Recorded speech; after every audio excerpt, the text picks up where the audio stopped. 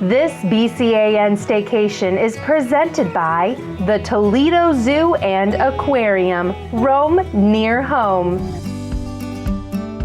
I think that the zoo is a really good opportunity for people to get out and walk around safely and see some new things safely.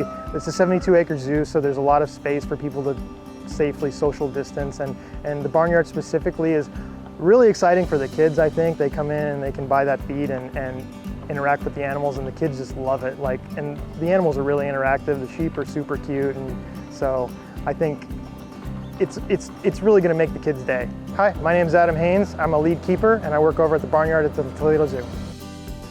The Barnyard is basically an interactive exhibit for the public. They can come and visit, and they can interact with a variety of agricultural animals. So we have our pigs, our sheep, alpaca, anything you might see out on a farm.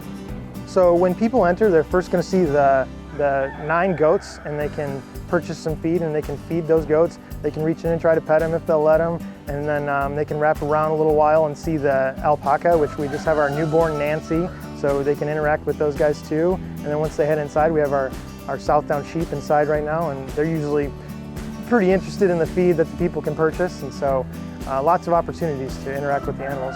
We were able to open the barnyard, the outside portion, and people were able to safely social distance. We also have a capacity at the barnyard. It's usually about 30 to 40 people, so sometimes a line does form and we let people in a controlled way. Natural behavior for these goats is obviously going to be to forage and graze in a pasture, and so we try to encourage that natural behavior, and we try to provide as much browse as we can for the animals. So a lot of zoo browse is grown on grounds. This specifically is mulberry.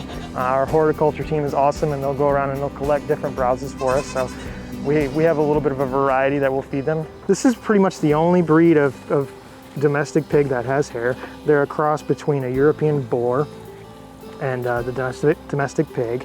And so I think, you know, it's thought to give them quite a bit of protection when they're foraging in the forest, and it acts as a natural sunscreen. It's actually a really coarse hair. Like, it's not soft like a sheep or the alpaca. When they rub on you, it kind of feels a little more sandpapery. So I can do a brief little training session here. So like I was saying earlier, these guys are going to get so big that they could potentially be a little bit dangerous moving around you and everything. So we've tried to instill a little bit of discipline and a little bit of training so I can move them around in space using this target pole. It's called target training. So I can say, target. Oh, maybe they're a little distracted. Target. There we go. So she gets the idea. I click as a bridge, and she gets a little reward there. Ava, target.